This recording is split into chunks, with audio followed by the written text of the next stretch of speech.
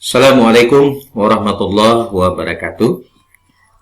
Bertemu kembali kita dalam mata kuliah perencanaan dan evaluasi kesehatan. Kali ini kita akan membahas tentang menentukan masalah dan prioritas masalah kesehatan.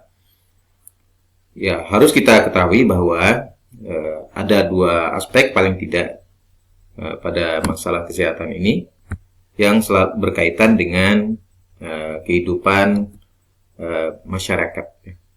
Jadi kita buat daftarnya. Yang pertama, problem listnya atau daftar masalahnya di dalam kesehatan adalah didasari oleh faktor kemiskinan. Faktor kemiskinan ini sangat mempengaruhi kehidupan masyarakat, kesehatan masyarakat umumnya, karena itu berkaitan dengan kemampuan daya beli, ketersediaan sumber daya, ataupun dalam pemenuhan kehidupan sehari-hari. Sehingga orang yang miskin ini sulit memenuhi akan kebutuhannya, baik kebutuhan akan sandang, pangan, dan papan. Kalau kita lihat dari asupan pangan misalnya, orang miskin ini pemenuhan terhadap gizi yang harus asupannya yang harus dipenuhi itu sulit terpenuhi, misalnya berkaitan dengan protein dan lemak. Untuk persoalan karbohidrat mungkin tidak ada persoalan ya, meskipun sebenarnya juga ada masalah. Tetapi ketika persoalan protein, lemak itu sulit dipenuhi bagi mereka yang mengalami kemiskinan karena ketidakmampuan dalam menyediakan bahan pangan ini. Kemiskinan ini terjadi karena kesenjangan bisa saja disebabkan oleh kesenjangan antar provinsi kalau kita lihat dalam satu wilayah provinsi, dan antar kelompok kalau itu antar kelompok-kelompok masyarakat dilihat dari aspek pendapatan yang dimilikinya. Misalnya kalau kita membedakan antara umumnya yang dilakukan di Indonesia adalah antara Jawa Bali dengan luar Jawa dan Bali. Ini selalu yang menjadi standar karena memang pemenuhan kebutuhan hidup di Jawa mungkin lebih murah, lebih mudah. Meskipun sebenarnya di Jawa juga banyak orang yang kaya dan tentu juga tidak sedikit yang mereka yang miskin, atau terjadi kesenjangan antara masyarakat kaya dan masyarakat miskin yang ada di Jawa. Meskipun demikian, secara umum bahwa apa yang terjadi di Jawa, orang akan mudah mengaksesnya, orang akan mudah membelinya, orang akan mudah memenuhi kebutuhan hidupnya dalam hal tiga aspek itu. Kemudian di Papua, kalau kita lihat berdasarkan pada sensus ya, bahwa persentase penduduk miskin di desa itu yaitu sekitar 40%. Sedangkan kalau kita bandingkan dengan di Bali yaitu mencapai 5,17%. Dari perbandingan ini tentu bahwa masyarakat yang paling rentan berkaitan dengan ketersediaan pangan adalah masyarakat yang ada di Papua, disebabkan karena memang tingkat kemiskinan yang begitu tinggi. Apalagi perbandingan biaya hidup di Papua itu lebih tinggi, lebih mahal bila dibandingkan dengan kehidupan di Bali dalam pemenuhan kebutuhan protein dan lemak, maupun yang berkaitan dengan pemenuhan kebutuhan akan vitamin, mungkin juga karbohidrat. Dalam data persentase penduduk miskin menurut provinsi dalam Susenas.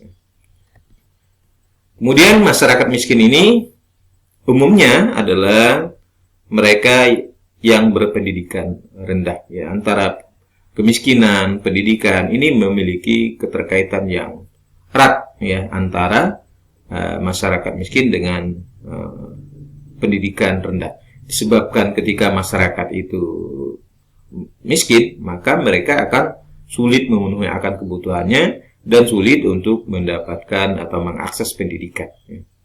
Nah, sehingga inilah yang menyebabkan persoalan yang pada akhirnya menimbulkan masalah-masalah bagi kesehatan masyarakat itu sendiri. Orang yang miskin, orang yang berpendidikan rendah, tentu akan sulit untuk mengakses pangan bergizi dan aman untuk dikonsumsi. Tentu ini akan berkaitan dengan pertumbuh kembang baik itu pada usia ibu hamil maupun pada bayi balita, sehingga kesehatan mereka tidak terjamin. Kemudian akibat asupan gizi yang tidak terpenuhi menyebabkan kesehatan bayi ibu hamil ini semakin rendah. Ditambah lagi ya, ketika pendidikan mereka rendah, sehingga mereka tidak memahami upaya apa dalam memenuhi berbagai kebutuhan akan gizi dalam kehidupan sehari-hari mereka. Kemudian yang kedua adalah kelaparan. Ya. Jumlah kelaparan ini ya akibat tidak terpenuhi asupan gizi, maka ini akan menjadi persoalan yang bagi kesehatan itu sendiri. Pola konsumsi pangan masyarakat Indonesia masih tidak seimbang berdasarkan pada Susenas tahun 2009. Misalnya kita ambil contoh pada tahun yang meskipun ini lama, tetapi sebenarnya ini akan kita bandingkan dengan kondisi sekarang. Pola konsumsi masyarakat didominasi oleh padi-padian terutama beras. Nah, ini yang umumnya berkaitan dengan pemenuhan akan karbohidrat. Itu hanya dalam satu aspek saja, pemenuhan zat gizi. Sehingga apalagi ditambah dengan gizi-gizi yang lainnya yang harus dipenuhi. Kemudian berdasarkan pada skor PPH, walaupun pada tahun 2000 sampai 2002 sampai 2007 kualitas konsumsi pangan cenderung membaik, ya. Namun angka tersebut sebenarnya belum mencapai sasaran yang ideal yang harus dipenuhi, yang diharapkan mendekati 100% ya, baik di pedesaan maupun di perkotaan. Kemudian tahun 2007 hanya sedikit, yaitu hanya sekitar 32% bayi usia di bawah 6 bulan menerima ASI eksklusif yang seharusnya sampai usia 6 bulan ya, yang lebih baik adalah sampai 2 tahun. Yaitu di mana asupan ASI eksklusif ini yaitu dari 0 sampai 6 bulan tidak boleh diberikan MPASI. Kemudian kegiatan posyandu mengalami penurunan ya, sejak adanya desentralisasi diberlakukan, yaitu di mana kewenangan daerah persoalan kesehatan diserahkan di daerah-daerah yang tadinya terkonsentrasi di pusat, kemudian dialihkan di daerah, dan akibatnya daerah tidak mampu memberdayakan kegiatan pos pelayanan terpadu yang ada di wilayah kerja puskesmas masing-masing.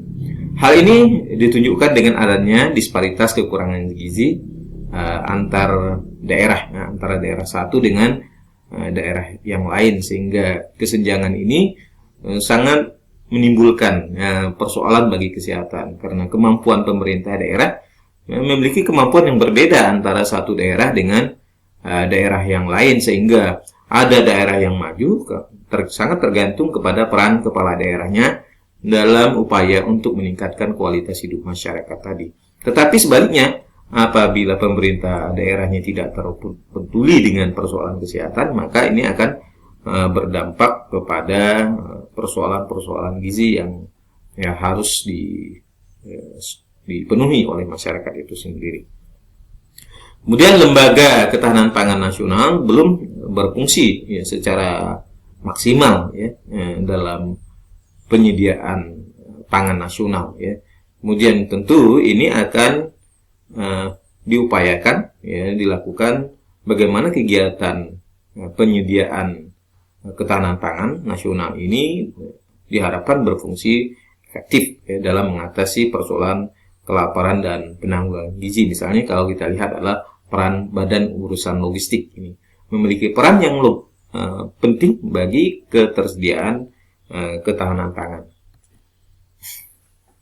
Kalau kita ambil contoh misalnya salah satu di Jawa Timur misalnya tahun 2020 misalnya, keluarga sadar gizi adalah dilihat dari ketersediaan gizi ya.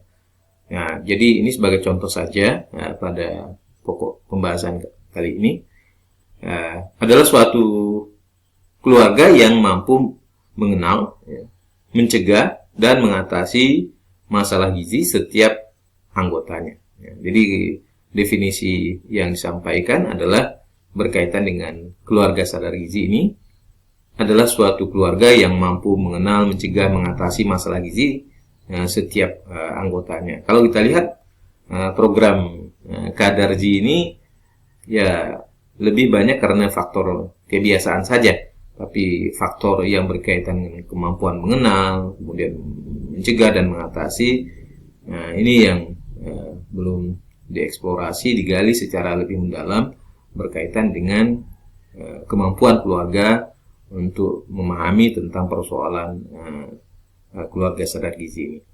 Suatu keluarga disebut dengan kadarji apabila telah berperilaku gizi yang baik yang dicirikan dengan ya menimbang berat badan secara teratur. Ya. Jadi setiap bulan ya, bisa dilakukan penimbangan berat badan, apakah terjadi pertumbuhan berat badan khususnya pada bayi sampai usia balita. Kemudian yang kedua adalah memberikan air susu ibu atau ASI saja kepada bayi yang sejak lahir sampai umur 6 bulan atau yang disebut dengan bayi eksklusif kepada bayinya, dan tidak boleh ada makanan tambahan lainnya. Ya. Oleh sebab itu bayi ini harus diberikan ASI saja selama 0 sampai 6 bulan.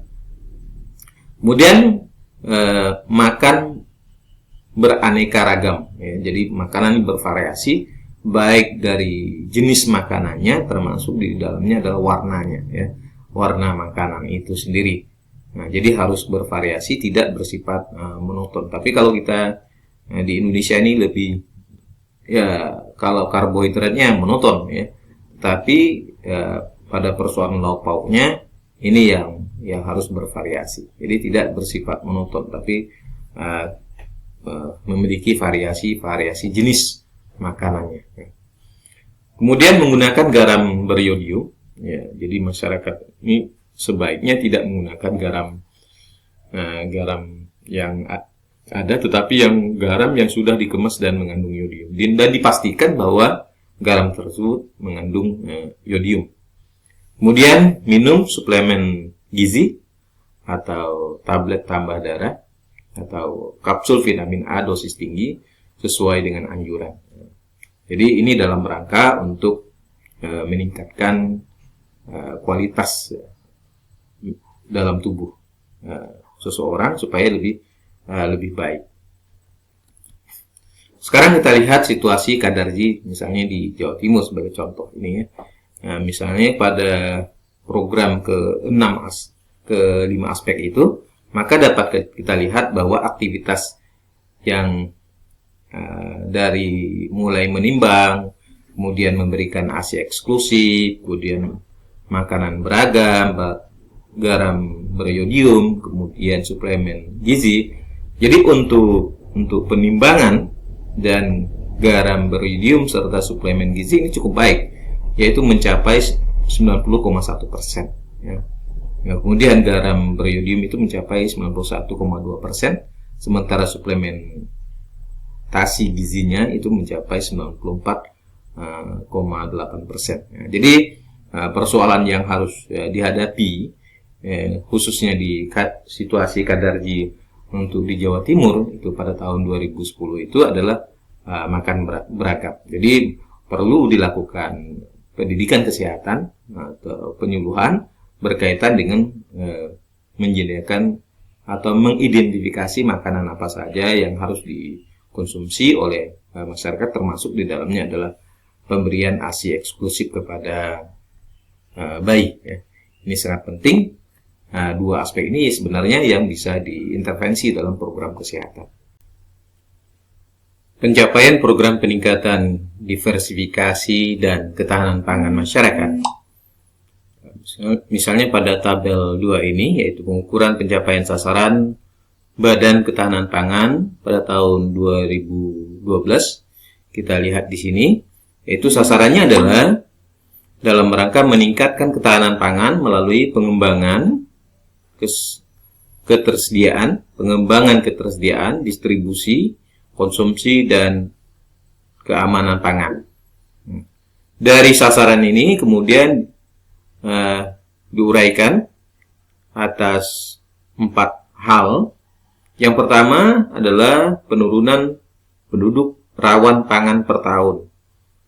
Kemudian yang kedua adalah skor pola pangan harapan atau PPH. Kemudian ketiga atau C, penurunan konsumsi beras per tahun. Dan D, pengembangan lembaga distribusi stabilitas pangan. Pada uraian penurunan penduduk rawan pangan per tahun, itu dapat diketahui target adalah 1%,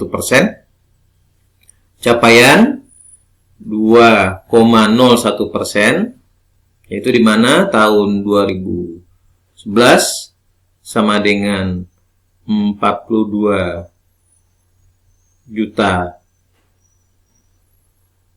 ton, 80.210 atau sekitar 17,41%. Kemudian pada tahun 2012 itu mencapai 47.485.345 juta ton. Kemudian terjadi peningkatan yaitu sekitar 19,42% dalam triwulan untuk menurunkan penurunan penduduk rawan pangan per tahun. Jadi ada peningkatan. Kemudian skor pola pangan harapan yang targetnya adalah 89,8%. Kemudian capaian 75,4%. Kemudian keterangannya adalah yang terpenuhi sekitar 83,9%, ya. Jadi dalam pola pangan harapan ini. Kemudian penurunan konsumsi beras per tahun, yaitu targetnya 1,5%, capaiannya adalah 5,05%, dan tahun 2011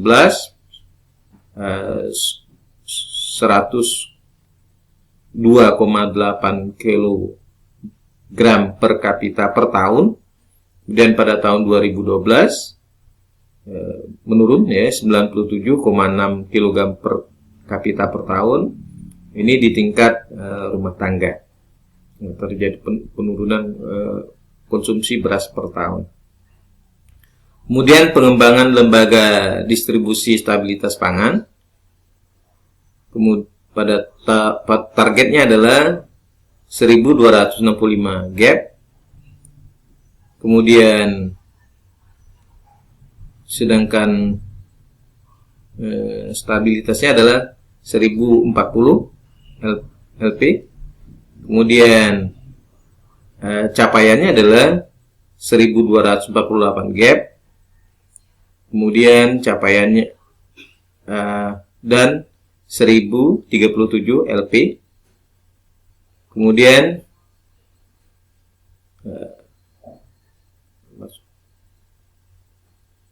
jadi kalau kita lihat, yaitu antara tahun targetnya 1.265 gap, kemudian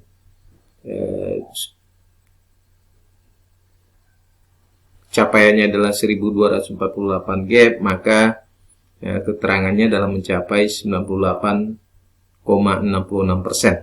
Sementara di stabilitas pangan yaitu mencapai 99,71%.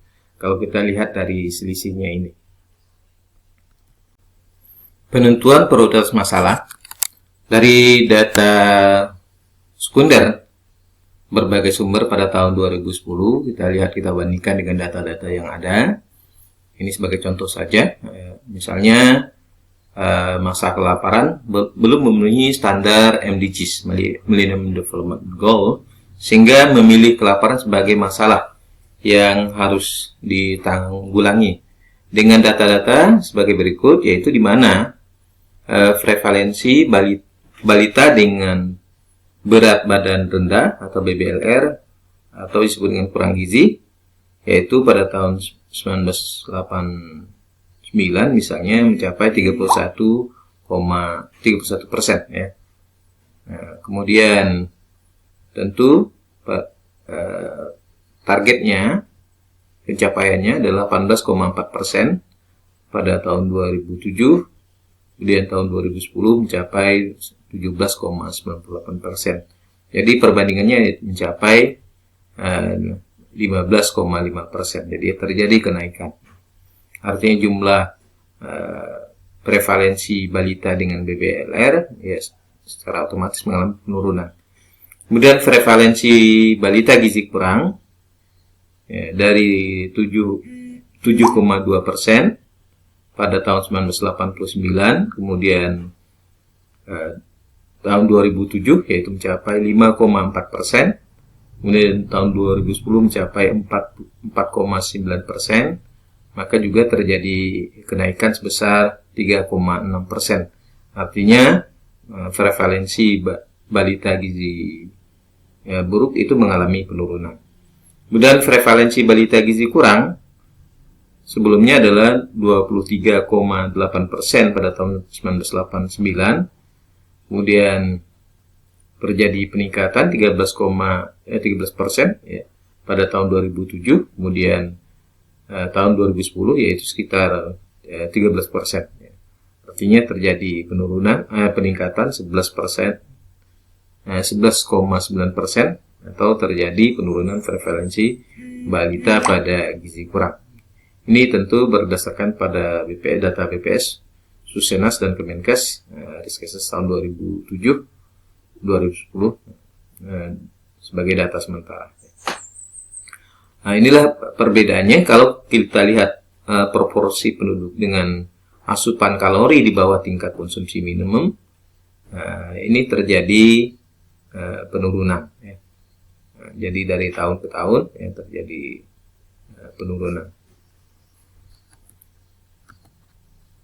Dan berdasarkan data tersebut, kemudian kita menggunakan metode penentuan masalah menurut Ranke, yaitu metode dengan menggunakan skor untuk menentukan besaran masalah. Jika besaran masalah telah diketahui dengan melihat jumlah atau persentase yang menjadi masalah. Ya. Misalnya di sini ada 5 skor. Ya. Yang pertama adalah magnitude, ya simbol M, yaitu magnitude of the problem atau besarnya masalah. Dan I, importansi atau pentingnya itu ditangani atau ditanggulangi. Kemudian V, vulnerability atau sifat mudah terkena serangan atau luka. Dan C adalah cost atau biaya yang diperlukan. Kemudian P adalah prioritas masalah. Ya. Dari kelima hal tadi, baik M, I, V, C, kemudian kita susun daftar masalahnya. Yang pertama adalah PPH, skor PPH. Ini dari misalnya kita ambil dari 5 orang, ya, 5 orang dalam menentukan masalah ini. Skor PPH, kemudian magnitude-nya, ya. Ini diambil setelah